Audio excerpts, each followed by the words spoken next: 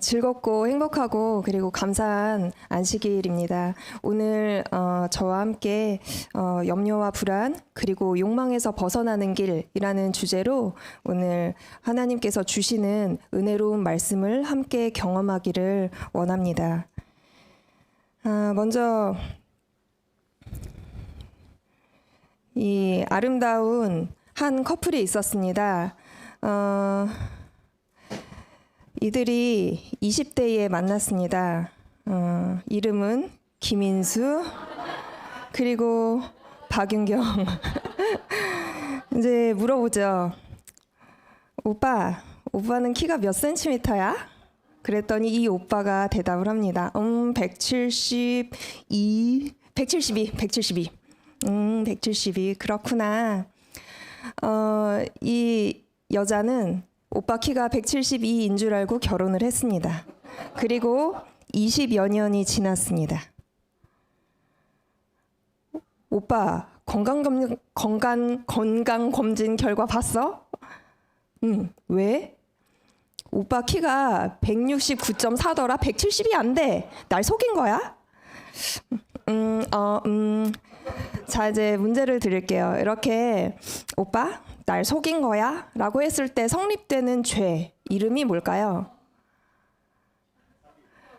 사기죄. 네, 사기결혼. 사기죄가 성립이 되겠죠. 자, 그러면 날 때린 거야? 때렸어. 그럴 때 무슨 죄라고 할까요? 네, 폭행입니다. 폭행죄. 그리고 내 건데 나 몰래 가져간 거야? 라고 했을 때 무슨 죄라고 말할까요? 가져가는 거. 훔친 죄. 그거를 조금 어려운 말로 절도죄 이렇게 말해요. 절도죄. 이번에는 사람을 죽였어. 그렇죠. 살인죄. 죽일 때 죄목이 살인죄입니다. 이렇게 죄의 이름이 있어요. 그런데 열왕기상, 열왕기 16장, 열왕기상 21장, 열왕기하 10장, 또 13장, 15장 이렇게 계속 반복되어서 나오는 죄가 있었으니 그 죄목, 죄의 이름이 뭐냐면 바로 여로보암의 죄입니다. 오늘 이 여로보암의 죄를 이야기해 드리려고 합니다. 먼저 여로보암의 죄라고 하니까 여로보암이 누구인지 아셔야겠죠? 그 배경을 설명해 드리도록 하겠습니다. 이스라엘의 첫 번째 왕 누굴까요? 네, 바로 사울 왕입니다. 첫 번째 왕이 바로 사울 왕이죠. 그럼 사울 왕을 이어서 두 번째 왕 누가 되었을까요? 그렇죠. 바로 다윗이 두 번째 왕이 되었습니다. 자, 그럼 세 번째로 저 아이를 반으로 나누어서 똑같이 나누어 주어라 누구죠? 솔로몬. 바로 솔로몬 왕이 세 번째 왕이 되었습니다. 다윗의 아들 솔로몬이 세 번째 왕을 이어서 왕이 되었습니다. 솔로몬이 죽자 이제 나라는 두 개로 나누어지게 됩니다. 이렇게 남쪽에 하나 그리고 북쪽에 하나 그리고 북쪽에는 북방 이스라엘이라는 나라가 생기고요. 아래쪽 남쪽에는 남방 유다가 생깁니다. 그래서 솔로몬 왕의 아들 르호보암이 남방 유다를 맡게 되고요. 그리고 충실했던 그 한 장군이 여로보암이 북방 이스라엘을 맡게 됩니다. 지도를 보면서 한번 살펴보도록 할게요. 북쪽이니까 북방 이스라엘이고요. 남쪽이니까 남방 유다입니다. 여로보암은 북방 이스라엘의 왕이 되었어요. 북방 이스라엘은 정말 좋은 나라였어요. 왜냐하면 남방 유다에 비해서 진짜 영토가 넓었어요. 아주 넓어요. 이렇게 5배 정도가 큰 지역이었다고 합니다. 게다가 남방 유다에서는 남방 유다는 이 아래쪽에 있고요. 르호보암이 통치하는 곳이었죠. 북방 이스라엘은 이렇게 넓은 영토를 가지고 있었지만 남방 유다는 좁은 영토를 가지고 있었어요.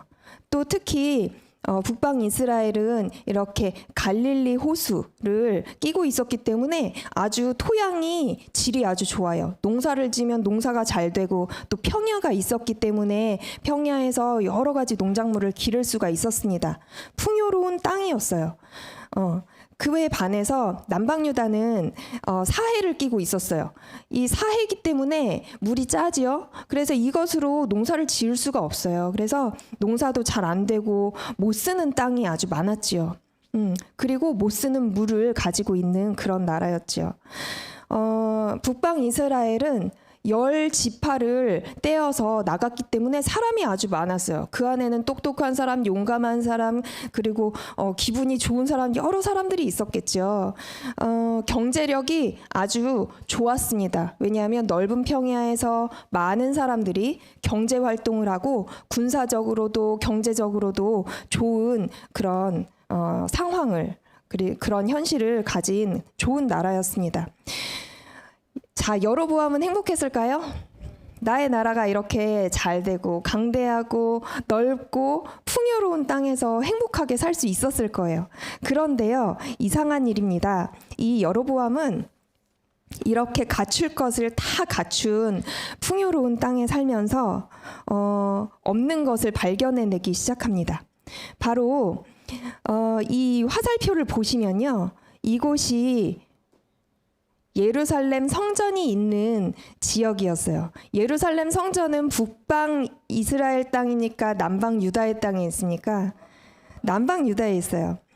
예루살렘 성전은 남방 유다에 있었습니다. 남자들은 특별한 경우를 제외하고 매년 3번씩 중요한 절기가 되면 남방 유다의 예루살렘 성전이 있는 곳으로 가서 예배를 드리려고 밑으로 내려가는 거예요. 마치 우리나라가 설날, 추석, 명절이 되면 사람들이 다 본가로 가잖아요. 그런 것처럼 사람들이 다 성전으로 모였습니다. 예루살렘 성전은 남방 유다에 있었어요. 잠깐 우리나라 이야기를 하고 지나가겠습니다. 우리나라에서 다른 나라를 갈 때 무엇을 이용해서 가십니까?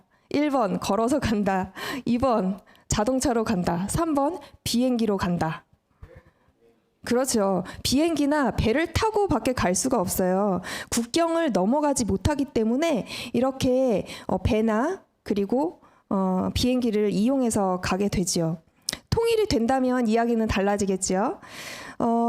또한 반면에 유럽연합국들을 보면 이 많은 나라들이 마치 한 나라인 것처럼 자연스럽게 서로 왕래를 합니다. 그래서 내가 저 나라로 가고 싶어 라고 할 때 비행기를 이용해서 갈 수도 있지만 정말 내가 자전거를 타고 여러 나라를 여행하겠어. 이게 가능하게 된다는 거죠. 북방 이스라엘과 남방 유다도 마치 그런 관계였어요. 연합을 하고 서로 협력하면 모두 잘 될 수 있습니다.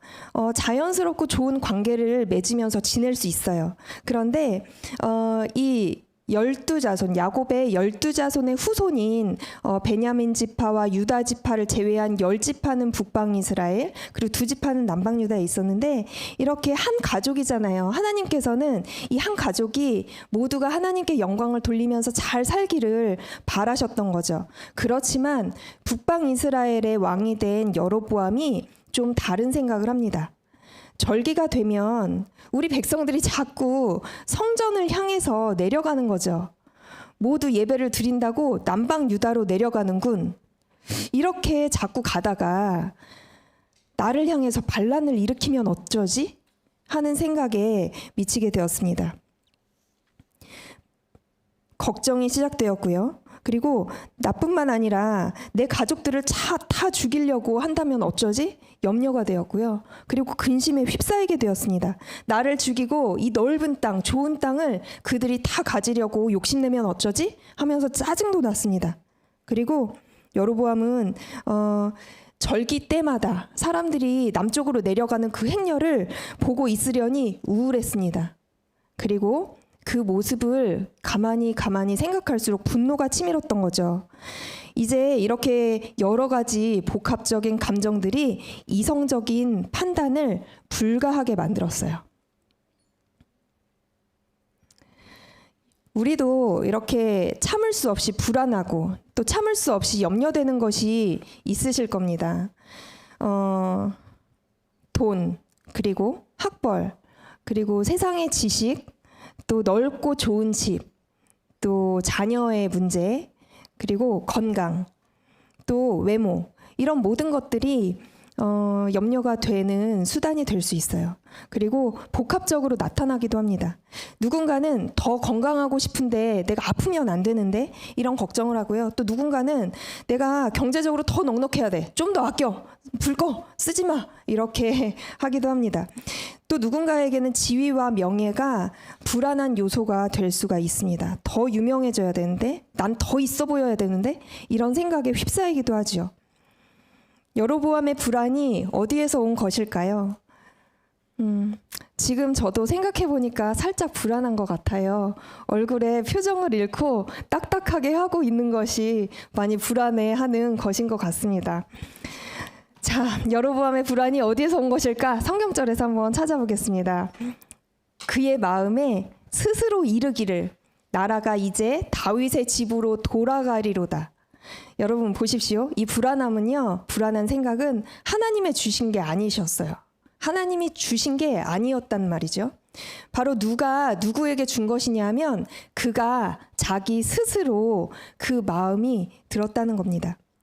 성경절에 보니까 그의 마음에 스스로 이르기를, 그 생각 때문에 결국은 여로보암은 이 나라가 다윗의 집으로 돌아가리로다, 남방유다로 속해질 거다라는 불안함, 그리고 나를 죽일 거야라는 그 불안함, 또 르호보암에게 모은 백성들이 다 돌아갈 거라는 근심과 염려, 이런 것이 바로 여로보암 마음에 들기 시작했습니다.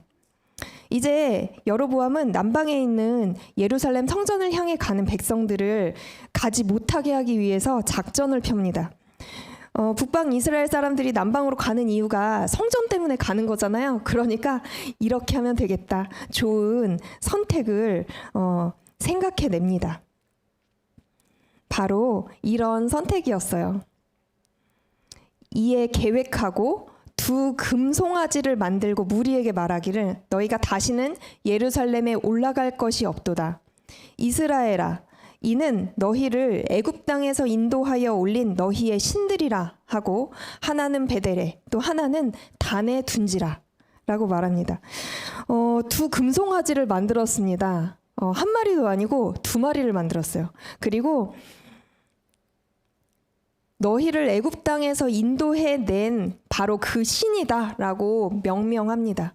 아니, 애굽 땅에서 건져낸 신은 누구예요?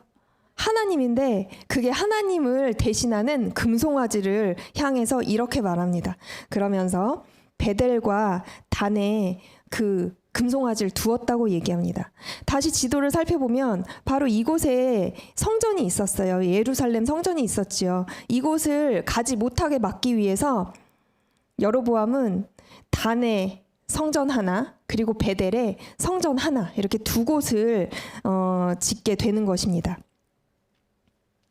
이것이 바로 여로보암의 생각이었어요. 이렇게 성전을 지어놓으면 사람들이 예루살렘까지 가지 않겠지? 라고 생각한 것이죠.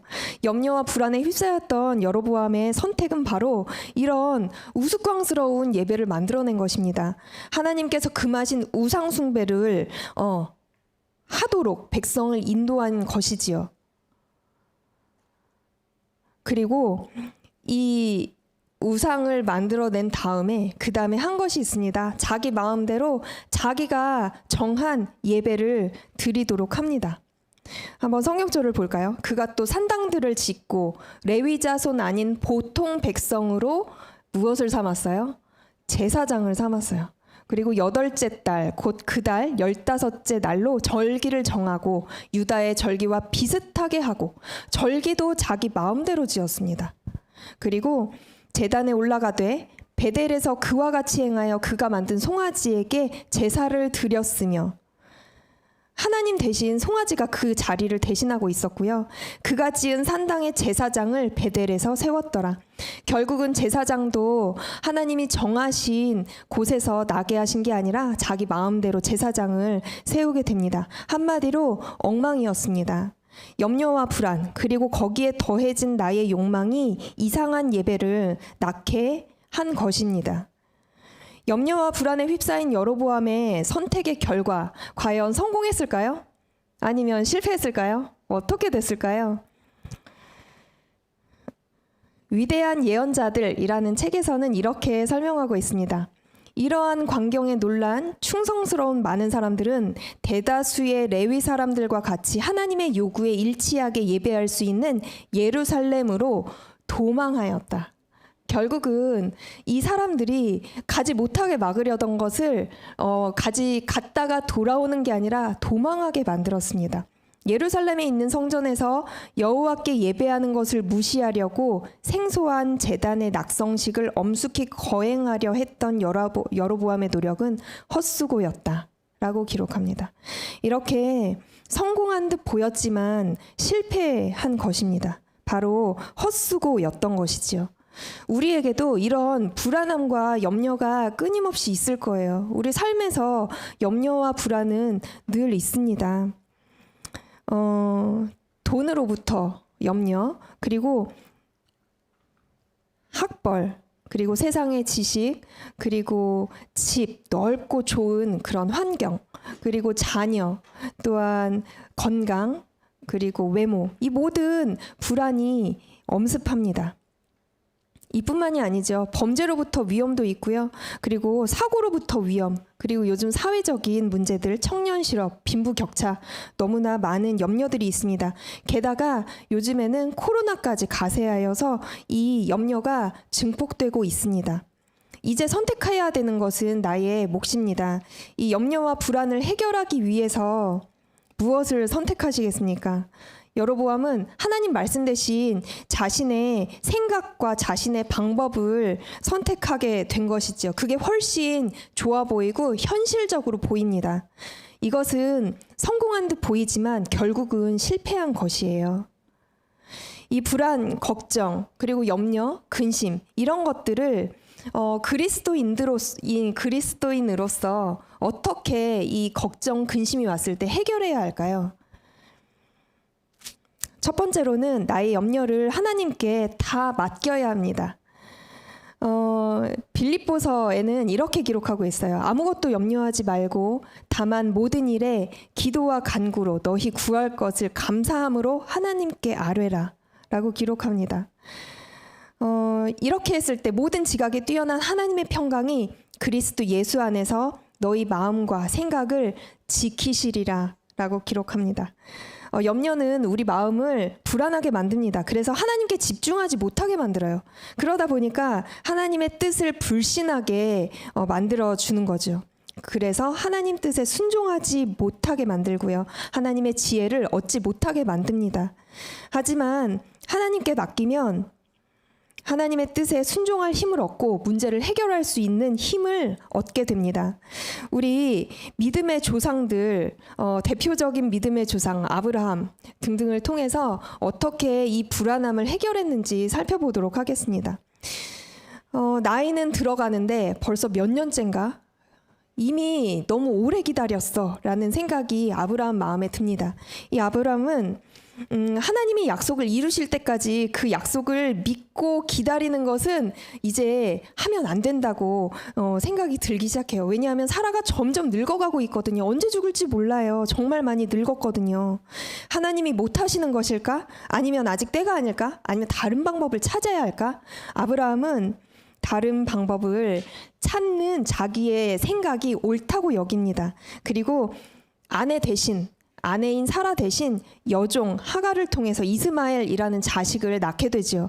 이제 약속이 이루어진 것 같습니다. 아들을 낳았잖아요. 하나님이 하신 약속을 드디어 내가 이루었구나. 순간 좋은 것처럼 보였어요. 근데 문제는 이때부터 시작이 됩니다. 가정에 사라와 하갈에서 비롯되는 분란과 다툼이 치열하게 시작이 되는 것입니다. 이렇게 염려의 마음을 빼앗기니까 아브라함도 하나님께 순종하지 못하고 기다리지도 못했고요. 또 잘못된 행동을 하게 된 것입니다. 믿음의 조상도 이런 실수를 저지르게 되는 것입니다. 하나님이 말씀하신 아들은 여종을 통해서가 아니라 사라를 통해서 낳게 되는 것이구나를 아브라함은 깨닫게 됩니다. 그리고 회개하지요. 그리고 모든 염려와 근심, 불안함을 모두 하나님께 맡기게 됩니다. 이제 아브라함은 마음에 평안함이 왔어요. 하나님이 약속을 지키시는 분이라는 것을 확신하고 사라를 통해서 아들을 얻게 됨을 확신합니다. 그리고 그 이후에 아들 이삭을 낳게 되지요. 반면 넘어가 버렸네요. 모세의 어머니 요게벳은 어떠했는지 한번 살펴보겠습니다. 불안할 때 하나님께 다 맡겨버렸어요. 남자 아기들을 모두 나일강에 던져서 죽이라는 그 왕의 명령, 이 명령의 요게벳 마음은 어땠을까요? 정말 예쁘고 귀여운 나의 아이를 죽여야 돼요. 불안하고 염려되지 않았겠습니까? 숨겨 지내는 동안에도 불안했을 거예요. 이제 더 이상 안 되겠기에 바구니에 역청을 발라서 꼼꼼하게 발라서 나일 강물에 띄우려고 합니다. 역청이 어디 한 군데 흠이 생겨서 물이 스며들지는 않을까? 또 바로의 측근이 이 바구니를 발견하고 그 안에 아기가 있는 것을 보고 바로 나일강에 던져서 죽이진 않을까? 요게벳은 불안함과 염려가 끊임없이 있었을 것입니다. 그렇지만 모세의 어머니 요게벳은 그 불안을 하나님께 드렸습니다. 눈물이 흐르고 있었을 거예요. 하지만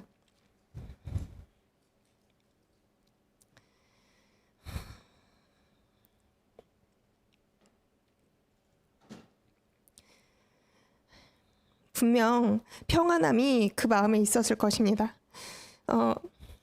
저는 어린아이들만 하나님께 맡기는 줄 알았어요. 그래서 이 모세의 이야기를 볼 때 나에게 하시는 말씀이 아닌 거야 라고 느낄 때가 있었어요. 그런데 자녀들을 키우면 키울수록 더 어려운 순간들을 맞이하게 되는 것 같아요. 아이가 자라면서 그 아이들을 바라보는 그 마음이 마치 나일강에 떠보내는 그런 마음이 됨을 느낍니다. 저 말고도 이렇게 자녀를 키우는 부모님들, 또 세상에 힘든 일을 해내시는 또 분들, 이 불안하고 염려가 이 요게벳 아기를 가진 이 엄마에게만 있는 것이 아니라 우리의 마음 가운데 다 있다고 생각을 합니다. 우리가 이렇게 불안할 때 누구를 붙잡고 사시는지 생각해 보면 좋겠습니다. 우리는 이제 교회 개척을 하였고요.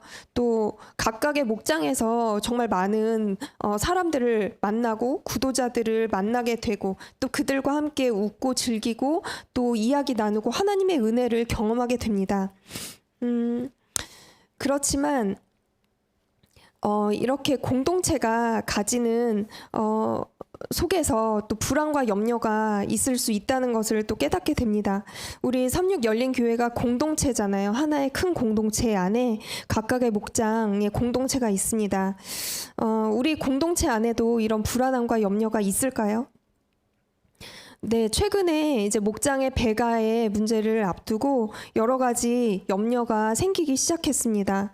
이제 친해졌는데 이제 떠나야 하다니 하는 그런 안타까움, 그리고 목장의 목자가 돼야 되는데 그 부담감, 또 이렇게 1년 만에 빠르게 성장하는 것에 대한 그런 어떤 나타나는 그런 여러 가지 일들, 이런 모든 것들이 불안함을 증폭시킵니다.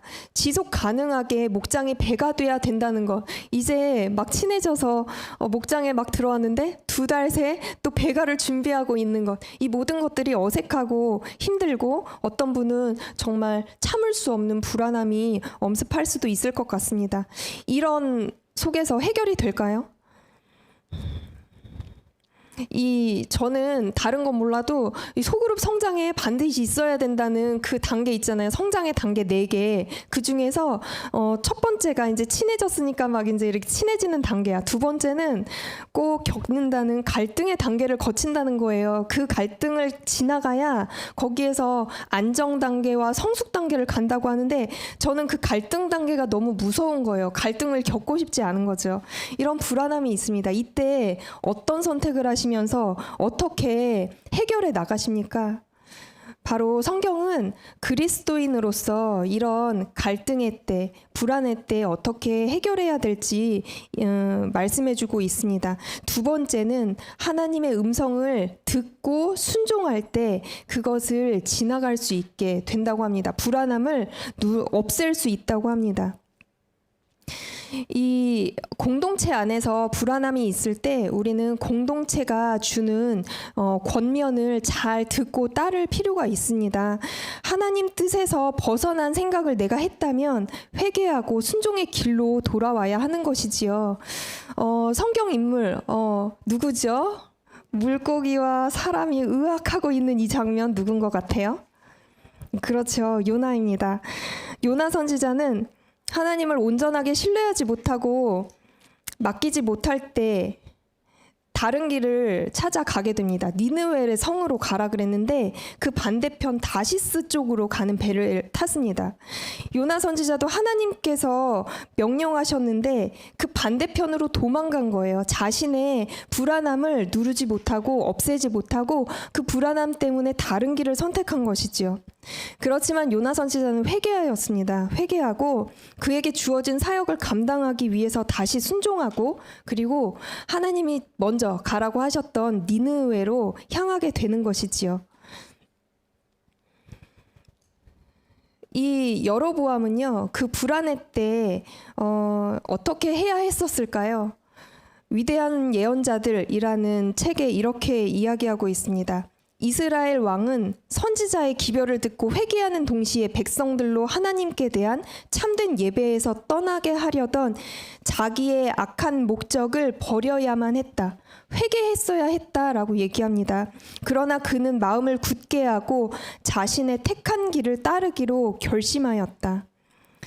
하나님께서는요, 나의 잘못을 언제든지 용서해 주실 그 준비를 이미 하고 계십니다.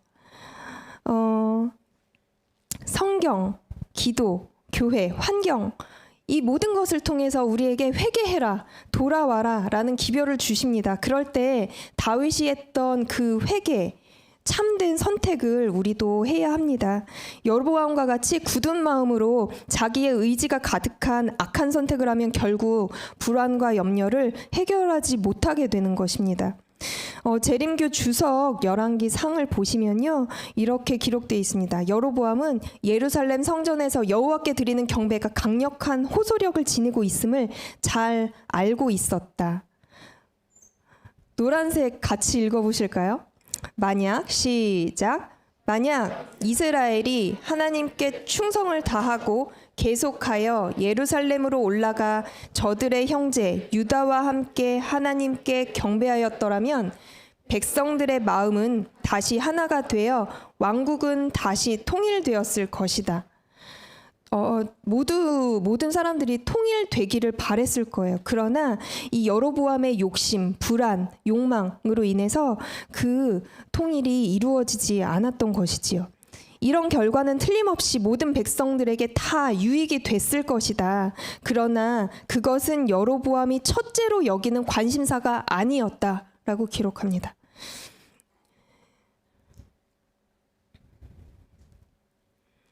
우리 DT 단계 3단계 5과에서는 이렇게 가르칩니다. 하나님께서 말씀해 주시는 그 통로가 있다라고 얘기해요. 4가지 통로가 있다 얘기합니다. 기억나시나요?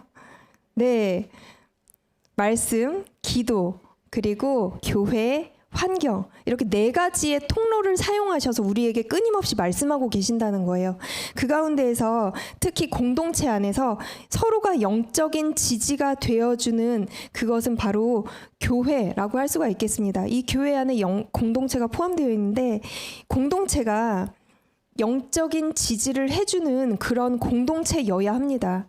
우리가 이렇게 공동체를 이루고 있잖아요. 함께 기도하고 또 그에 염려되는 문제를 함께 기도해주고 또 그 문제를 놓고 영적인 지도자의 권면을 받고 자문을 구하고 영적인 멘토를 통해서 지혜를 구하는 것, 이 모든 것은요, 불안과 염려를 없애는 매우 중요한 요소가 됩니다. 이 네 가지 통로를 통해서 하나님이 어떻게 말씀하시고 어떤 방향으로 우리를 이끄시는지를 확인하시고 그리고 그 말씀에 순종하시는 여러분 되시길 바라겠습니다. 전도서 4장 12절엔 이렇게 말합니다. 한 사람이면 패하겠거니와 두 사람이면 맞설 수 있나니 세 겹줄은 쉽게 끊어지지 아니하느니라. 전도서 4장 12절 말씀인데요. 혼자 하면 패해요. 그런데 두 사람이면 맞설 수 있다고 얘기합니다. 그리고 세 겹은 끊어지지도 않는다고 합니다. 공동체 안에서 불안과 염려, 나의 욕망이 있을 때 혼자 투쟁하지 마시고요. 공동체에게 가지고 오시길 바라겠습니다. 혼자 하면 패합니다. 여로보암에게도 기회가 있었지요. 그렇지만 자기 생각대로 따른 그것이 바로 그를 패하게 만든 것입니다.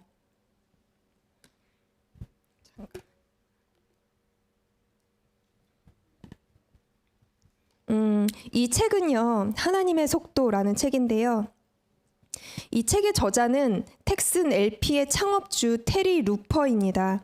이 테리 루퍼가 인생에서 굉장한 성공을 이루다가 번아웃을 경험합니다. 그 이후에 자신의 속도를 줄이고 하나님의 때를 기다리기로 선택합니다.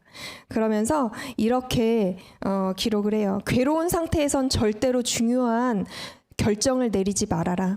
그런 상태에서는 분명하게 볼 수가 없다. 차분하고 침착할 때 하나님의 뜻을 좀 더 분명하게 알 수 있음을 깨닫게 될 것이다. 하나님의 말씀에 귀를 기울이고 자신의 말에는 귀를 닫으라. 하나님이 주시는 것일지도 모르는 모든 대안에 마음을 열어라 라고 말합니다. 매일 수없이 만나는 불안 가운데서 평안을 주신다라고 약속하셨어요. 그 약속을 붙잡으시길 바라겠습니다. 하나님의 약속을 믿으시길 바라겠습니다.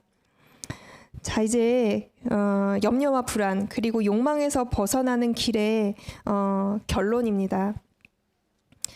염려와 걱정에 사로잡히면 내 방법으로만 해결하려고 하는 속성을 우리는 가지고 있어요. 그리고 이런 염려와 근심은 끊임없이 나를 찾아오게 됩니다. 그때 내 방법을 선택하면 우리는 실수하게 됩니다. 그래서 염려와 불안에서 벗어나는 방법, 이 두 가지를 기억하시길 바랍니다. 첫째는 나의 염려, 모든 염려를 하나님께 맡기는 것이에요. 그렇게 될 때 그 염려로부터 해방되고 그리고 내 마음 가운데 평안이 임하게 되는 것이지요. 둘째로는 하나님의 음성을 듣고 그분의 뜻에 순종하는 것입니다. 그렇게 될 때 우리는 정말 하나님의 방법대로 느린 것 같지만 가장 빠르고 돌아가는 것 같지만 가장 현명한 길을 선택하게 되는 것이지요. 여러분, 우리의 삶에서 이끄시는 그리고 염려를 다 나에게 달라, 나에게 주어라 라고 말씀하시는 하나님의 계심이 정말 감사하지 않으십니까? 나를 창조하신 그분이 나에게 닥친 모든 염려와 환난, 고난, 이 모든 것을 나에게 가져와라. 내가 다 받아줄게. 준비되어 있단다 라고 말합니다. 이 시간 여러분들의 그 마음, 또 여러분들의 그 불안함, 염려 이런 것을 하나님께 드리는 기도의 시간을 가지도록 하겠습니다.